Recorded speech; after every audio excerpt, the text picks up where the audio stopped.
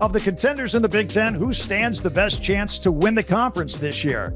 And will the Big Ten get more than one team in the college football playoff, or will a dark horse emerge?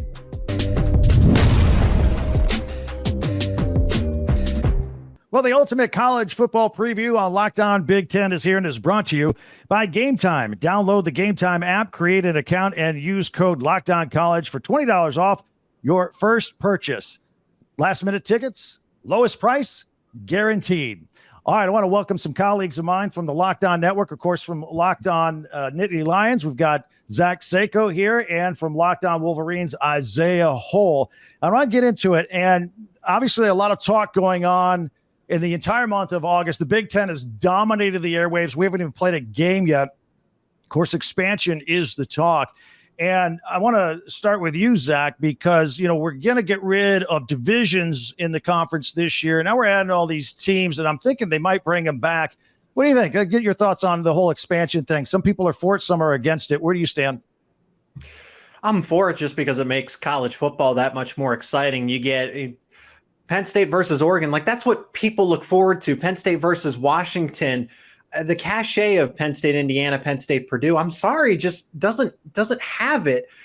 If I'm to keep it real simple, though, from a Penn State perspective and anybody else, adding more schools, does it shrink the piece of the pie? For Michigan, for Penn State, for others around the Big Ten, all these schools were getting $100 million from the Fox, CBS, NBC contract. So when Washington, Oregon, and whoever else they're going to add, when they come in, is Penn State and Michigan's, just because I want to pay respect to Isaiah, you know, are they going to lose are they going to lose a portion of that share? So I'm here to champion Penn State athletics as a whole, and anything that cuts into that 100 million honestly doesn't sit right by me. Isaiah, you had one of your regents at Michigan, very outspoken about it this week. What do you think about it? I'm a little back and forth on the greatness and of the thing that Zach mentioned of having the bigger matchups, because I always am for bigger matchups, right? I would take that over the kind of non-conference slate that Michigan has had last year and this year any day. But I also it is kind of bizarre to me, especially for the non-revenue sports. I mean, you're going to have these midweek games where it's volleyball, and you've got whether it's Michigan traveling to USC, you're going to have Rutgers people traveling to Oregon, vice versa, and to me that it creates a lot of extra travel. And that's one of the things that Regent Jordan Acker brought up is getting to Eugene is actually a more difficult task on a public charter than it is getting to London. And to me, those types of logistics do cause kind of a problem. I mean, even just in season football, if you have two West Coast trips, I mean, I know that Hawaii is kind of used to doing it, but getting away from the regionality, I mean, especially when you're adding all of these schools, I feel like eventually it's going to go right back to regionality. You're just going to have one or two big conferences, and then there's going to be these divisions in which it's regional. I say get there as fast as you actually can, just so that you can kind of not displace the student athlete's livelihood that much. And certainly for the non-revenue sports, because it doesn't make any sense having non-revenue sports having to travel all the way across the country throughout the year. I thought it was very telling that the Big Ten just stopped at two more schools with Washington and, of course, Oregon. And they didn't add Cal. They didn't add Stanford. I thought there was a possibility about a week out before it eventually happened. And I think they're leaving room for two more to see maybe the best of the rest, to see what happens with the ACC. Notre Dame's always a question. But I'll ask you guys, how big do you think the conference goes? I think it stops at 20. I think they've got room for two more, maybe from the ACC. Maybe you guys think it goes bigger. Zach, we'll start with you. Yeah, there was no chance. I'll address Cal and Stanford first. There was no chance that the Big Ten would ever add schools like a Cal and a Stanford, because they don't care about football, primarily Cal, right? There's the rumor that they wanted to drop down to an FCS program when it came to football. I think they'll eventually expand to even 24. I think the Big Ten is looking to go towards that bigger footprint. And ultimately, you are going to get the Big Ten, whatever it's going to be, the SEC, which can keep its name, and then a merger of the Big 12, the AC, whatever's left of the ACC, and whatever's left of this Pac-4, Pac-2, whatever we're calling it in the present in early August 2023 here. I think you're going to get 3 mega conferences that are going to merge into something that eventually is able to break away from the NCAA and form its own National College Football League, eventually something that is a minor league to the NFL, a little more on brand for it, which is already what college football is. But I like I like where it's headed from the star powered. These schools believe they can survive on their own, and they can, and that's what's going to happen. A big league merged with these 3 mega conferences. Before we get into the upcoming season, Isaiah, how about you? How big did we go here in the Big Ten? Well, 24 is the number I'm looking at. I'm going to have to disagree, though, with Zach about them not adding Cal or Stanford, that being something they would never do. That look at what the Big Ten did a couple years ago. I mean, it's almost a decade now, but Rutgers and Maryland, not exactly football powerhouses. It's all about the media markets, and we saw that with those two, adding Washington, D.C. and adding New York City to get Cal and Stanford, one or the other, or both. That would you'd be adding 2 premium academic institutions, which generally has been the Big Ten's ethos. And then you're adding the San Francisco market to that, as well as Oakland. That's a pretty big media market. So I do think that they're going to continue to look at some of those other schools that kind of have the best of both worlds. Notre Dame, obviously, although it seems like Notre Dame is still going to continue to hold out as long as it can. I wouldn't be surprised if you see Georgia Tech, just strictly because it is a big media market in Atlanta. They do have AAU accreditation. Florida State, Miami. I don't know that Tallahassee brings a lot. Miami certainly doesn't from a fan base standpoint or even a crowd standpoint, but it does by bringing in a really big media market there. So I think that the Big Ten is going to continue to have that ethos. They brought in Rutgers, Maryland, and USC and UCLA pretty much strictly for being able to get into those bigger media markets. As we look ahead to this season, I'm glad you guys are on in this opening segment. And actually, our colleague Jay Stevens from Locked On Buckeyes, which you all can catch to our audience out there at any time, just couldn't make it for this today. I guess, even though I was born in Detroit, Michigan, I'll represent the Buckeyes here. Who's going to win this conference? Isaiah, everybody I see says it's Michigan, Ohio State, or Ohio State, Michigan. It's flip-flop. But and Zach, we'll get to you because I have some interesting thoughts about Penn State. But Isaiah, Michigan, is Michigan's the conference title to lose at this point? I think it absolutely can be. I mean, obviously, the big, most important thing for any team in college football is staying healthy. The last time Michigan was voted by the media members in the Cleveland.com poll was 2019, and Michigan's quarterback, Shea Patterson, got hurt on the very first play, kind of changed the dynamics of that season. And not to mention, Ohio State, of course, had Justin Fields coming in. So you kind of never know what's going to actually happen. That's why they play the games. I do think Michigan is poised to be the best team in the conference. They returned the bulk of their players. I believe the 8th most production returning in all of college football, certainly number 1 in the Big Ten. You've got a quarterback in J.J. McCarthy, who I think is a lot better than people give him credit for, just because Michigan kind of put him in a box and didn't really feel like they needed to utilize him that much, considering they have Blake Corum and Donovan Edwards. Those two return as well.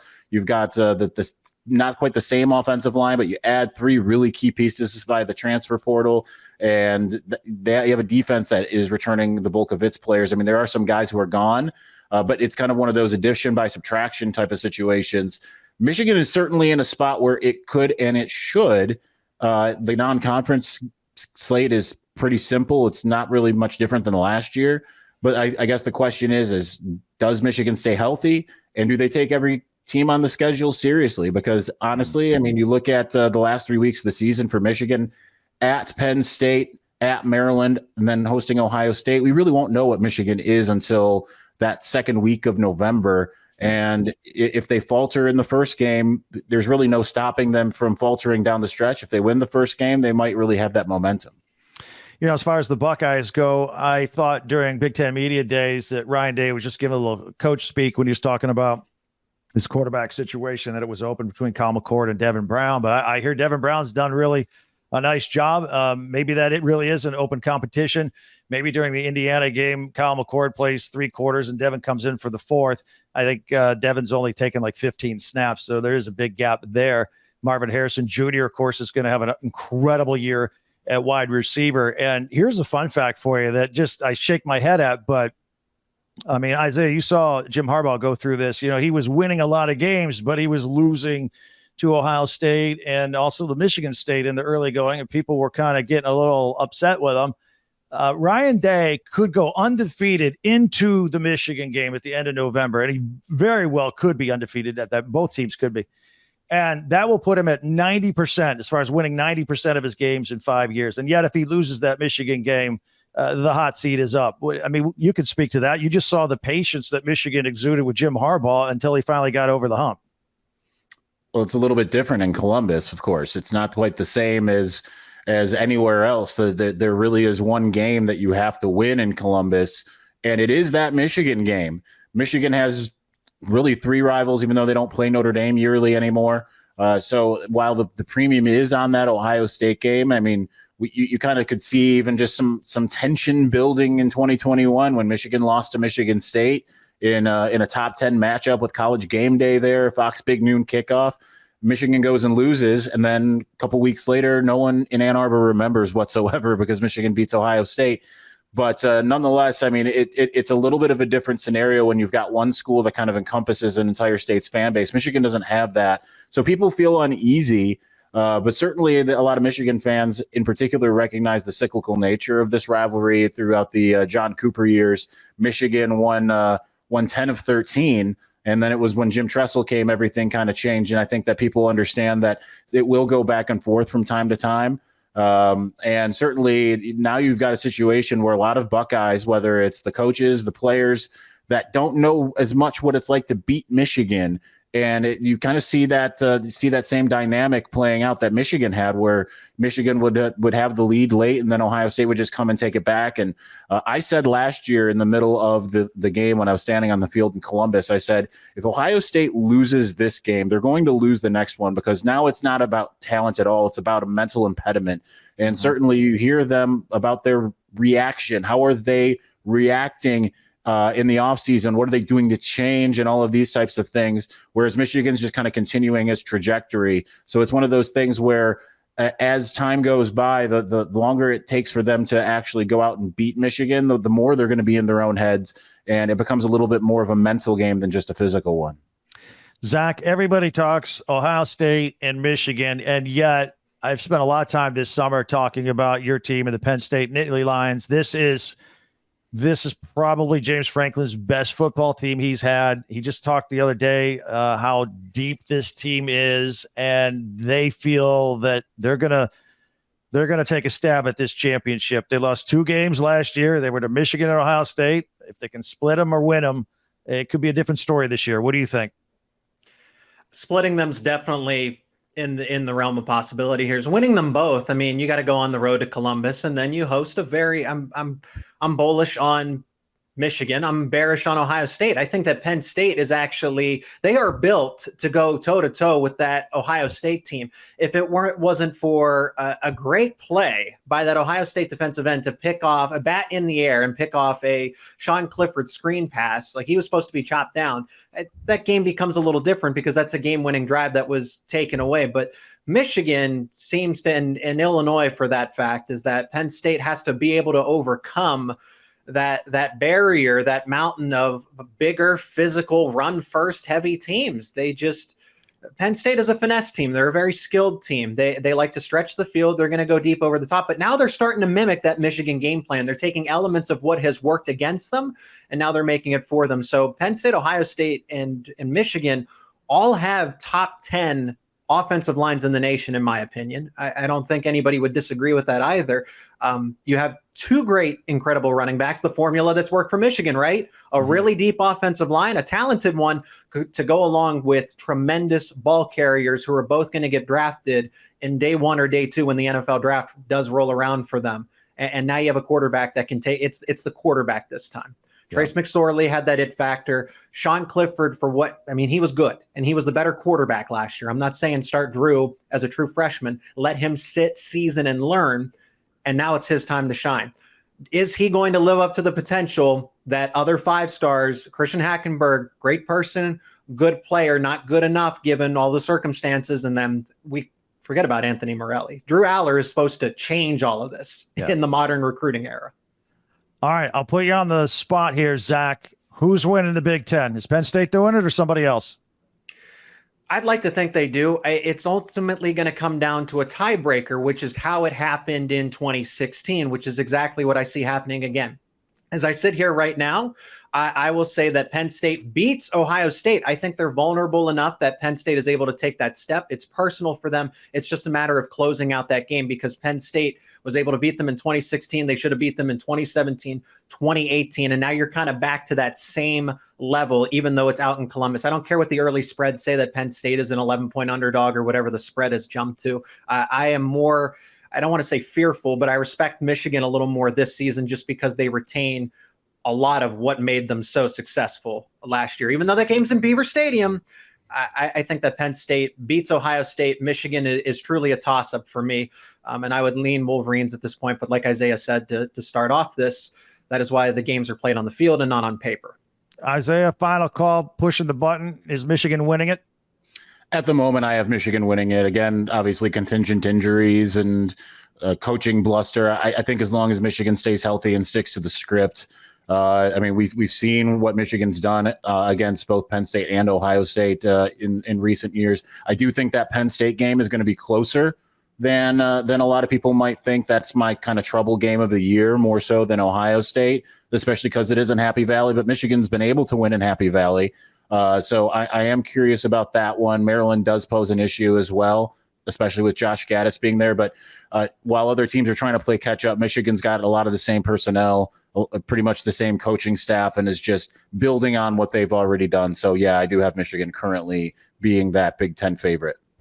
I'll conclude. I'll agree with you. I think it comes down to the fourth quarter of that game in November, and Michigan comes out on top. Well, could someone make a dark horse run and make a grab for the top of the Big Ten this season? We'll tackle that next on the Ultimate College Football Preview on Locked On Big Ten. These days, every new hire can feel like a high-stakes wager for your small business. It's a big deal, and it can make you nervous, but we can simplify that for you. You want to be 100% certain that you have access to the best qualified candidates available. That's why you have to check out LinkedIn Jobs. LinkedIn Jobs helps find the right people for your team faster and for free. It takes all the pressure off trying to fill that gap in your office of your small business. What you do is you post your job, you add your job in the purple hashtag hiring frame to your LinkedIn profile and spread the word that you're hiring. Let everybody know. Simple tools like screening questions make it easy to focus on candidates with just the right skills and experience so you can quickly prioritize who you like to interview and eventually hire. That is the whole purpose. It's why small businesses rate LinkedIn Jobs #1 in delivering quality hires versus leading competitors. LinkedIn Jobs helps you find the qualified candidates you want to talk to faster. Post your job for free at linkedin.com/lockedoncollege. That's linkedin.com/lockedoncollege to post your job for free. Terms and conditions apply. All right, as you can see on Ultimate College Football Preview on Locked On Big Ten, we've done a little musical chairs here. We have some new guests, as you can see on screen. Ryan Hairings from Locked On Badgers. Feel free to check him out as well. Trey Moore from Locked On Terps, brand new to his program, his podcast. Jacob Rude from Locked On Hoosiers is with us. Also talking with Trent Condon from Locked On Hawkeyes and Matt Sheehan from Locked On Spartans. Let's get to it here. I want to ask you guys about your upcoming seasons. I'm going to start with you, Ryan, and Wisconsin. I see a lot of polls, and, they're the Michigans and the Ohio States. I see Wisconsin up high a lot, 4th or maybe 5th in the Big Ten. Let's talk about what is a successful season for you and what you guys expect up there. Luke Fickell bringing in a lot of transfers. I don't know if things are going to gel real quickly, and he gets the Badgers up to 4th place or 4th best record in the Big Ten. I don't know. What are your expectations? Unreasonable is probably the best way to put this. Yeah, like we are very much in heavy optimism season with Luke Fickell coming in. We recently did a podcast. The Badgers are plus 1,900 to go undefeated this year, and we actually talked about that. So that's where our level of optimism is now. Realistically, Luke Fickell is about the best hire you can make this offseason, and he's coming into a program that already has a pretty solid foundation. They went and found one of the better offensive coordinators in the country with Phil Longo coming in. So this is not the offense and the Badgers of the last 20 years. So just from an excitement standpoint, Badger fans haven't been this excited for a season without hyperbole in probably 20 years. Wow. Will it gel right away? I tend to think there will be some hiccups. There's a lot of changes on both sides of the ball, but the excitement is incredible and the schedule's pretty favorable. So I think 9 to 10 wins is very likely and realistic this year for the Badgers. Trey Moore, let's talk about Maryland and Mike Loxley. He says, look, I've been here. These are my guys. It's time for us to compete for the Big Ten. And actually, when I previewed your team earlier this year, I actually saw a path to 9 or 10 wins as well. Talia at quarterback, some receivers that transferred in. What are your thoughts? What are your expectations? What is a successful season for Maryland this year? Yeah, I mean, I think for me, a successful season looks like about 9 wins. I do think it's a possibility that we can get to 10. I don't expect us to beat Michigan, Penn State, or Ohio State. I don't think we're there yet, but I do think there's a chance that we upset them. If you look back at last year, we came into one possession of both Michigan and Ohio State. So I do think we can get there. And if you look back at the Michigan game in particular, we did fumble the first kick of the game, and it ended up being on the 4-yard line, and they scored right away, and that game ended up being a 7-point game. So we're right there as a program. I expect us to get 8 or 9 wins, and I love the where Coach Loxley is going with the program, but 8 or 9 wins is where I would say we're at about right now. Yeah, I think that's very, very reasonable. Jacob, I told you before we started taping, I am an Indiana University grad. 26 transfer portal kids in this year. It's a completely different team. What are your expectations for Tom Allen? Not 8 or 9 wins like my previous two. It's going to be a little bit different when it comes to Indiana this year. I mean, Tom Allen is firmly kind of on a hot seat. I don't think that he's going to be fired or anything after this season, but really only because his buyout is so big. But it's wild we're kind of to this point after where we were during the COVID season and how quickly things have kind of unraveled, and you're back to almost square one with this program. So when I talked about the team last year, I just kind of wanted to see improvement, and there was improvement from the previous year. It was still only 4 wins and a pretty fluky 4th win at that. So I want to kind of see improvement again, but I mean, 5 wins, maybe some more being more competitive in each game. I mean, if you get to a bowl game, I think that is absolutely huge. But in the Big Ten East, thank God that is going to be gone. Getting to a bowl game is really tough. So I'm very glad that this will be the last season of that. Well, I think they're going to bring the divisions back once they add all these other schools. Matt, I saw you shaking your head there when Jacob was talking. It's why I have not slept right ever since November. So no, it's cool. I'm totally over it. It's fine. It's water under the bridge or whatever the old adage is. God, 17-point lead at home, unbelievable. Yeah, it was a brutal little snowy day. Mel Tucker talked about on media day how he has really invested in the front 7 and defense. How do you see this season coming out? Is it going to be a big improvement for him this year? It's going to have to be. Look, and there's no hot seat. I know that's like a popular thing to throw around in the nation. Oh, Mel Tucker on the hot seat. Not with a $75 million buyout, unless someone hits the Mega Millions tonight, and that's where they want to put their money. But no, it's going to be a big season for Mel Tucker coming up. And look, this is what happens every early August. We don't have our quarterback from last year. We lost our 2 NFL caliber receivers. We had 27 different starters on defense last year because of injuries. So we had that luck going for us. But still, with all that said, like, I'm a little optimistic for this year. It's going to be done in the trenches, and it has to be. Look, Michigan State under Mel Tucker hasn't really had an identity in his 3 years here, except for the 1 year it was just, well, give the ball to Kenneth Walker, the guy that should have won the NFL Rookie of the Year award. It's not really an identity, but this year I think the identity has to be in the trenches. And just like you said, he beefed up on the defensive line through the transfer portal. Hopefully these guys can go without stepping on every single stick of dynamite and every rake in the practice facility and actually get through a season healthy on defense. That'd be really awesome too. But God, for the first time in a long time, talent and depth on the offensive line. And God, the last time that's happened, 2015, the college football playoff year. So that's where we're going to have to make our hay in the trenches. And I think Mel Tucker on paper has the talent to do so too. I'm not going to go crazy here. I'm not going to say Orange Bowl. No, just like a nice little Jacksonville Tax Slayer Bowl, which is success. We're trying to get out at 5-7 here. So. Well, real quick, how about Noah Kim? I think this kid was not highly recruited because he broke his leg in high school, and I think he's got some talent. Maybe some other schools miss. I'm expecting a good season out of him. What do you think? Yeah, it'll be interesting to see how that unfolds because, we took him from Virginia Tech, and I think his other offer was William and Mary, that old powerhouse down there. But, it's going to be interesting because there's also Caden Hauser, the true sophomore, and he was a 4-star kid, one of the elite 11 kids out there, did really well in that competition, has great arm talent. So you have the young gunslinger who was really highly rated that was brought on by the staff or the holdover from the Mark D'Antonio days.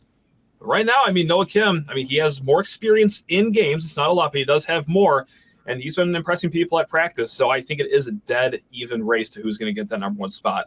Something that could go on to the week 3 for the Washington game, honestly, is how I see it unfolding. Trent, let's talk about the Hawkeyes for a minute here. We all know that the offense has been somewhat disastrous, but the defense was pretty good. They lost a lot of talent to the NFL on defense, but I think it's still a good defense coming back.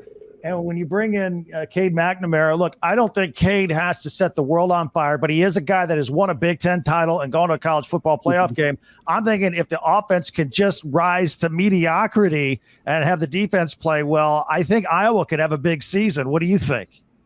I'm right there with you. And I got to throw this caveat out here first because I'm not Hawkeye Homer. I am somebody that is usually very pessimistic when it comes to the teams that I root for and the teams that I cheer for. This is as optimistic as I've been for an Iowa football team since 2009. You remember that year they went to the Orange Bowl and they had a chance for a Big Ten championship, lost in overtime at Ohio State. The optimism is through the roof. It starts with Cade McNamara, a competent quarterback, something that they haven't had in 3 years.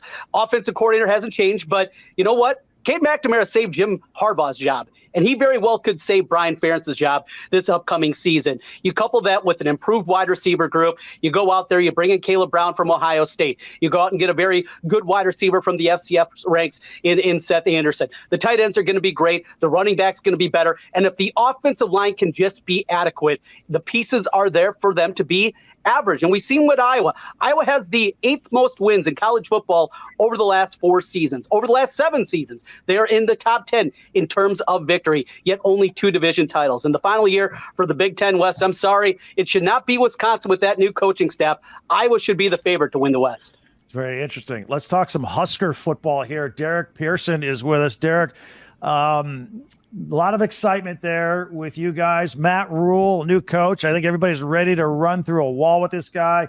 I don't know about Jeff Sims, the quarterback, the transfer out of Georgia Tech. Hasn't really put up a lot of big numbers there, but what do you think about him, and what do you think, how quickly can Matt Rule get this Husker program going in the right direction? Well, Matt Rule has done everything that Nebraska fans want, which is win the offseason. He's said all the right things, been in all the right places, made all the right moves. He's been who he said he was. You mentioned Jeff Sims, and quite frankly, of all the questions about Nebraska football, Jeff Sims is the one player on this roster that I have the fewest questions about. A leader, done the offseason work, poised. He's got that old school moxie that we like to talk about when you see it in quality leaders. He's leading the team. He's done that in a short period of time. So in the long list of questions about Nebraska football, Jeff Sims isn't really one of them. All right, guys, I want to kind of go round table here a little bit on this show earlier. You know, we've talked with with Michigan and with Penn State. The consensus is, look, Michigan and Ohio State, this conference comes down to the last game of the season. Unless Penn State can get in there, split them or beat them, they're really good this year. But let's talk about the best of the rest. If you can't have those 3 schools, who are you guys going to pick to win the conference? And, you know, we just made some cases for Maryland and the Hawkeyes and a couple other schools having some really good seasons this year. Can they go the distance, get in that Big Ten championship game? Let's start it off. Ryan, with you and the Badgers, who do you think could be a dark horse in the Big Ten this year? I think the Badgers can certainly challenge that. But if we're talking dark horse, I think Illinois is an interesting team getting Altmaier in. Schedules matter so much in the Big Ten, especially when you're talking East and West. And you look at Illinois' schedule, they don't play Ohio State. They don't play Michigan. They play Penn State at home. They get Wisconsin at home. Their hardest road game is probably Iowa on the road. And that, listen, Kinnick's a beast, but that's a great schedule for a defensive line that is really good. Altmaier, if he hits on all cylinders. Illinois is going to surprise people if Altmaier can be the quarterback they hope he can be. All right, Trey Moore with the Terps. If it's not the Terps, who could be a dark horse? I think Nebraska with Coach Rule coming in and Sims, a really good dual threat quarterback from Georgia Tech. I think Sims is really underrated, but I think it is Nebraska in the Big Ten. All right, Matt from Locked On Spartans. Who's the dark horse for you this year? Yeah, really wish I could call Penn State the dark horse, even though their over-under's 10 wins, but that's cheating. So, Trent, where's my guy Trent? There we go, baby. Hawkeyes, let's go. Hawkeye Nation, let's ride, baby. Just for everything you said, look, that defense is incredible almost every single year down there. Can the offense just be because I think that's all that it takes to even get to Indy. And certainly, like, the Big Ten West can't lose every single one of these games, right? I mean, just on math alone, they got to win one of these times, right? So, yeah, why not? Let's go. Fire up the Hairings train. Woo! That sounded weird, but yeah, we're going for it. We're going for it. All right, Trent, let's take the Hawkeyes out. Who's your dark horse? I'm right there alongside the Illinois train. It's a lot of it's Bielema. He's proven it in the past. Obviously, his days at Wisconsin. You look at the way that this team is built. They're just turning themselves into a mini Badger program. The big fat offensive lineman, the running game, and quarterback position we saw from a year ago doesn't really matter in his system. Heck, go back the last 2 decades at Wisconsin. Hasn't been great quarterback play. It's been good quarterback play. So now you couple that with what Illinois is going. It's them. You mentioned the schedule. I'm right there. If you're moving past the top 2 in the West, you're moving past the top 3 in the East. I think Illinois is the best shot. All right, Jacob, I'm going to presume you're not going to say Hudson Card, the new quarterback at Purdue, although they were in the Big Ten championship game last year. Who's your dark horse? No, shockingly, I'm not going with Purdue. I want to ride this Illinois train, and that I think if you're talking dark horse, it pretty much has to come out of the Big Ten West. And there's a couple schools that can win it. It's as open as it ever feels. But Illinois kind of came out of nowhere last year and nearly won the Big Ten West. I'm a Bielema believer, and I think that he can get it done at Illinois. And if you're looking at dark horses, I think Illinois is a fine one. All right, Derek, close us out. Who's the last dark horse in this race? You know, I'm gonna go Sparty. I'm gonna lean heavily. I'm a little biased. I actually coached Noah Kim, and let me tell you, for the folks that I coached him in high school all the way through. I met him when he was 10 years old. Before I moved to Nebraska, and he is an elite athlete, high level. I think Michigan State fans are about to be surprised at the jewel that they have right behind center for them. The kid's electric. He lost 1 game in high school. The only game he lost was a game where he broke his leg in a state tournament. So he's an elite level kid. Loves the game, high-level football IQ, and competes like a fire. So I think he and Mel Tucker side by side, that's a dangerous pair in the Big Ten. Well, for everybody that checks out Locked On Big Ten, I want you to invite you to check out my colleagues here. Locked On Badgers with Ryan Hairings, Locked On Terps with Trey Moore, Locked On Hoosiers with Jacob Rude, and Locked On Hawkeyes with Trent Condon, and Locked On Spartans with Matt Sheehan. It is going to be an exciting season in the Big Ten here in 2023. Will the Big Ten get more than one team in the college football playoff? Find out on Ultimate College Football Preview on Locked On Big Ten. But first, I want to tell you about Bird Dogs. I just got some new Bird Dogs in the mail the other day. They are fantastic. They're the most comfortable clothes I have. Bird Dogs make you look good. Bird Dogs stretch khaki shorts are designed to fit slimmer through the thigh and the leg, giving you a truly sculpted look. Bird Dog shorts do the same exact thing as Lululemon, but fit way better. They fit way better than regular shorts that are made of stiff, restricted cotton that is really uncomfortable in the middle of the summertime. Bird Dogs fix this issue by inventing cloud knit fabric that looks just like khaki, but stretches, so you get a way slimmer fit without having to sacrifice movement. Bird Dogs uses anti-stink sweat wicking fabric that keeps you cool and dry all day long. Go to birddogs.com/LockedOnCollege and enter the promo code LockedOnCollege for a free white tech hat with your order. That's birddogs.com YouTube.com/LockedOnCollege or promo code LockedOnCollege for a free white tech hat. You won't want to take your bird dogs off. That we promise you. All right, as we continue on our ultimate college football preview on Locked On Big Ten, I want to take a look to the end of the season, the college football playoff. We still have 4 teams before we expand to 12. And, you know, a lot of times it's like, is the SEC going to get 2 teams in? Is the Big Ten going to get 2? Is that it? I want to talk to you guys about it. And Zach, we'll start with you. No matter what happens coming at the end of the season, whoever's the Big Ten champion, does the Big Ten get 2 teams in the college football playoff? Yeah, definitely. I don't think that's that's hard to argue for or against. I really think that's an easy answer, whether it's Penn State, Ohio State, Penn State, Michigan, Ohio State.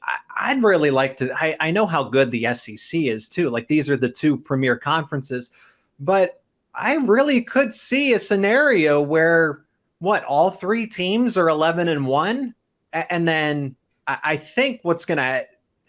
It's hard to look at the playoff committee and say, like, okay, if each individual loss is to a top 5 team for any of these schools, hypothetically, I mean, this is easy. If one of them gets 2 losses, that's really it. And then whoever makes the Big Ten championship, that's an easy one as well. But they're all in the Big Ten East, which stinks. You know, I'd like it to be where it was the top 2 teams from the conference. The Big Ten West has had nothing to offer in the past decade. And that's why you've seen Ohio State, Michigan State, Penn State, Michigan, like any of those teams advance on.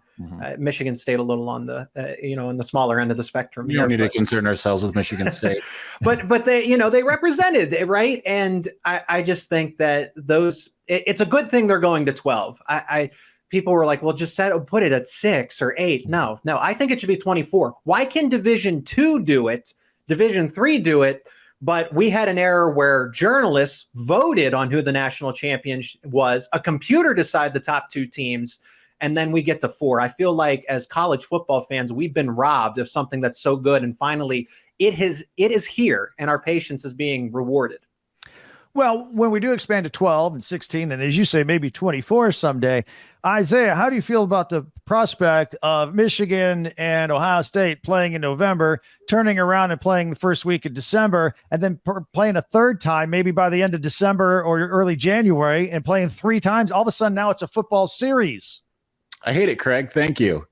While it is kind of exciting that prospect, and we've certainly seen some rematches more so in the SEC, certainly Georgia, Alabama, and LSU and Alabama and other teams in Alabama, it always seems. I'm not a big fan of in-season rematches, even if it is in the postseason personally. And I'm also a proponent of the idea of if smaller and more exclusive is better. That's just me. I know, obviously, Seyko, you just had the 24. Jim Harbaugh wants to see it more like 16 to 24. I honestly like it at 4, maybe 6. I mean, heck, I'd go back to 2 if I had my own way. But that's just because I understand it takes a lot of subjectivity to kind of get to that point where you're choosing the national champions. It doesn't always work. I remember that in 2006, everyone thought, Ohio State and Michigan were the 2 best teams, and both of them get in the postseason and get shellacked. But nonetheless, I like the more exclusive type of thing. And I like trying to keep college football as streamlined and in its lane that it's been in, that the things that have made this sport so great. But to the whole idea of having multiple Big Ten teams in the playoff, I think it's certainly a possibility, but it depends on the field just as much as it depends on the Big Ten, right? Because if you have an undefeated Georgia team or a 1-loss Georgia team, an undefeated or 1-loss Alabama team, undefeated or 1-loss LSU team, undefeated or 1-loss USC or Clemson, I mean, that muddies the waters a little bit, because you can sit there and look at the Big Ten and say, well, they've got 3 of the best teams, but then it's going to become a little bit harder to pick. The only thing is we haven't had those real conundrums when we've gotten to December, because no matter what, the best 4 teams have been obvious by the time that we get there every single year. Even last year, all USC had to do was win its rematch against Utah, couldn't do it. And therefore Ohio State's in, and you watch that Ohio State Georgia game, and you can't say that Ohio State wasn't one of the best 4 teams.